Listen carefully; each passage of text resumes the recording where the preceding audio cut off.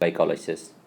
So when one glucose is going towards 2 pyruvate, so initially there will be consumption of 2 ATPs on all this. So I have another video for you, so you can go over there and see the details. So initially there is consumption of 2 ATPs and then there will be production of 4 ATPs at substrate level phosphorylation. So there are two substrate level phosphorylations in glycolysis. One is phosphoglycerate kinase catalyzed reaction, other is pyruvate kinase reaction. In these two reactions you get 2 ATPs each, so you get 4 ATPs there. So that is plus 4 ATPs. You are gaining 4 ATPs there. Now, and also there will be generation of NADH plus H plus. So 2 NADH plus 2 H plus you are going to get there. So this the NADH plus H plus comes from glyceraldehyde 3-phosphate dehydrogenase reaction. So overall, when one glucose is converted to 2 pyruvate, basically you are losing 2 ATPs there, but later you are going to get 4 ATPs and 2 NADH plus 2 H plus.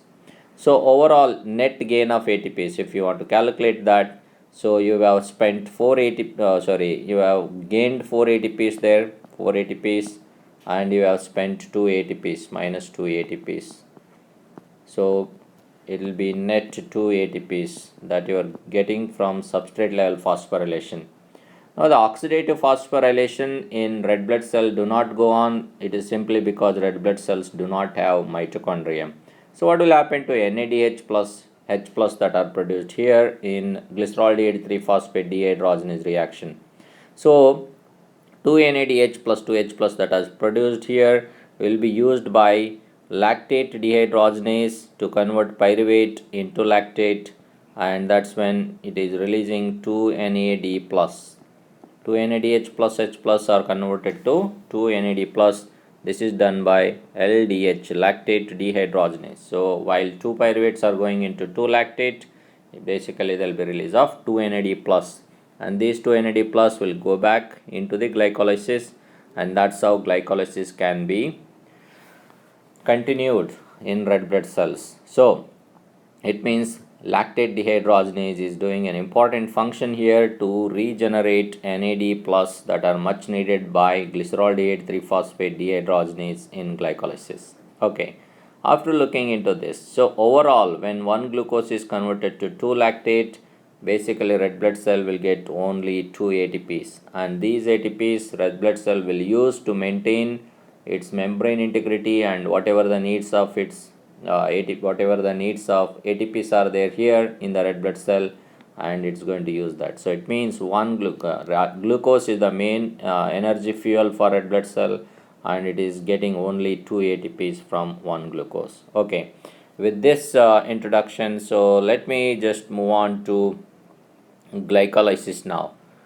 So in order to explain glycolysis, so I'll have to explain, let's move on to see pyruvate kinase deficiency and its detail.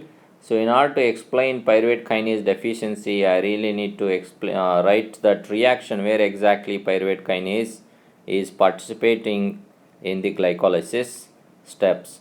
So pyruvate kinase enzyme, as the name says, pyruvate kinase, so it belongs to transferase category of enzyme.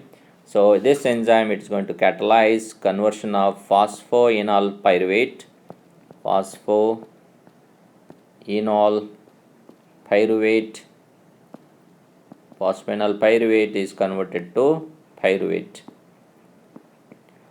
and during this process, so basically one glucose, say glucose is converted to, there are plenty of reactions will go on there, and it will be converted to 2 phosphoenol pyruvates, and 2 phosphoenol pyruvate converted to 2 pyruvate, done by pyruvate kinase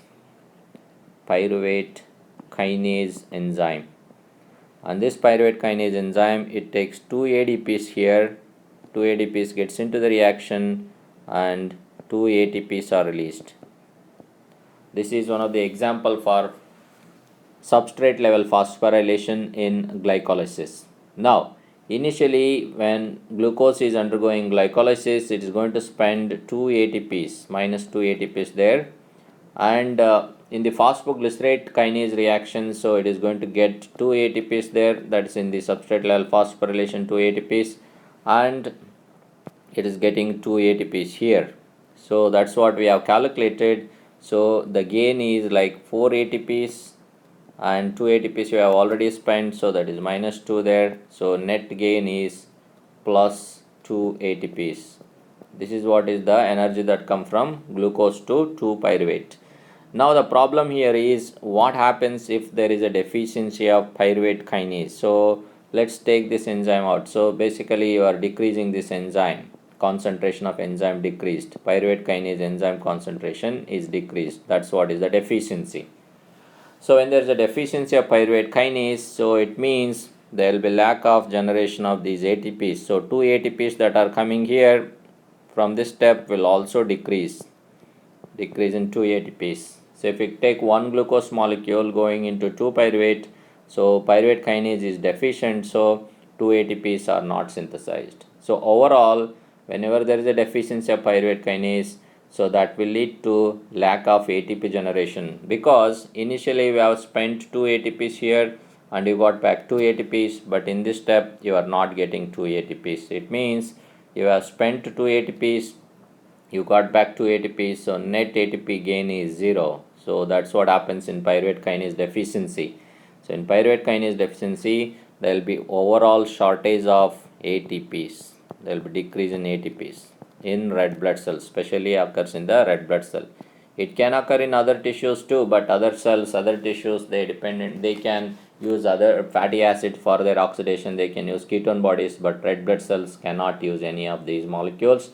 It is dependent only on glucose. That's why whenever there is pyruvate kinase enzyme deficient, red blood cell won't be able to generate sufficient ATPs for its needs. So because of this, what happens? Because of the deficiency of ATPs, so the red blood cell we won't be able to maintain its membrane integrity. So as I said before, so to maintain the membrane integrity, that is to maintain the pumps, especially the sodium potassium pump, so it needs red blood cell needs ATPs to do that.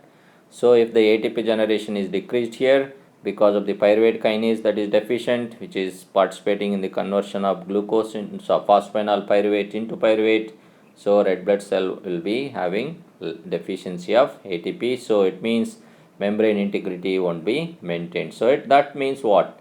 So when there is deficiency of ATP is there, so sodium potassium pump, it doesn't work efficiently. Because of this, what happens? So red blood cell will swell. So membrane integrity, when it is affected, so water will start moving into the red blood cell. So there will be imbibition of water, so osmotic effect occurs. So water will accumulate within the cell because of the sodium potassium pump, which is not working fine here.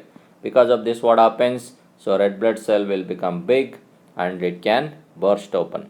So when the red blood cell burst opens, so whatever the hemoglobin is there in the red blood cell, that will come out. So hemoglobin will come out of red blood cell into the blood. Okay. So this hemoglobin, initially it is conserved by haptoglobin, but later it will appear in the urine, leading to hemoglobinuria.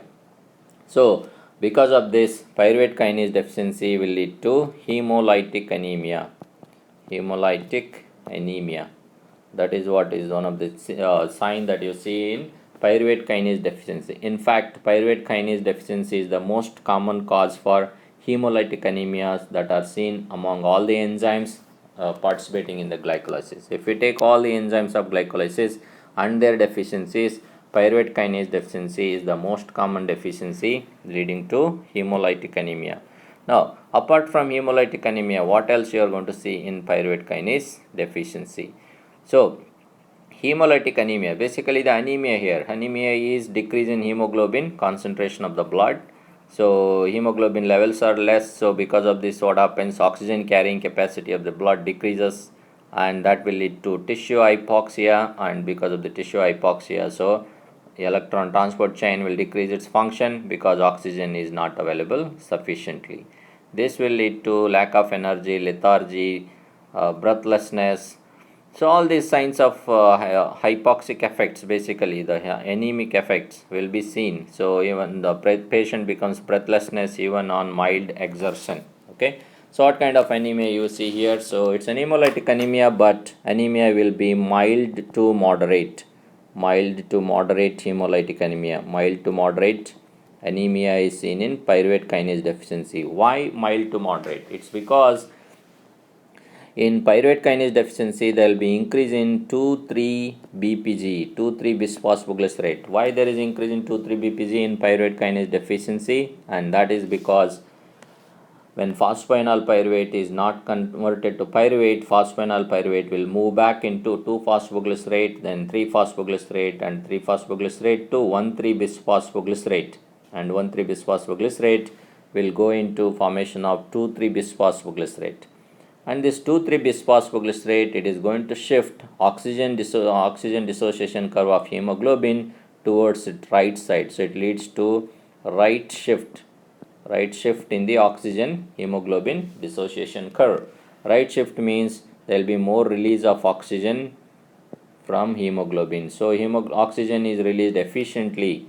Because of this, what happens? So although there is anemia here, but whatever the hemoglobin that is present in the red blood cell, it is able to release oxygen sufficiently to the peripheral tissue. That is why the anemia that you see here in pyruvate kinase deficiency is mild to moderate. Now what are the other signs that you are expecting to see here in pyruvate kinase deficiency? So it is mild to moderate anemia, increase in 2,3 BPG leading to right shift in the oxygen dissociation curve, and also there will be positive family history. Family history will be present here. And because pyruvate kinase is an autosomal recessive condition, so some other members in the family may be affected by pyruvate kinase deficiency. Okay, now if you compare pyruvate kinase deficiency with glucose 6-phosphate dehydrogenase deficiency, so that is G6PD deficiency. So glucose 6-phosphate dehydrogenase deficiency is a severe, it leads to severe hemolytic anemia, and that will have Hinge bodies. Hinge bodies are precipitated hemoglobin molecules in red blood cell. Whereas in pyruvate kinase deficiency, you don't see Hinge bodies. No Hinge bodies here. No Hinge bodies. That's one of the sign. Means not really sign, but when you compare this with the glucose 6-phosphate dehydrogenase deficiency, so here you don't find Hinge bodies. So these are some of the signs that you need to look for in pyruvate kinase deficiency. So it leads to mild to moderate hemolytic anemia, increase in 2,3 BPG leading to right shift in oxygen dissociation curve, no Hinge bodies, and positive family history, and that is autosomal recessive. I hope you understood pyruvate kinase deficiency. Thanks for watching. I'll come up with the next video sometime again. Thank you.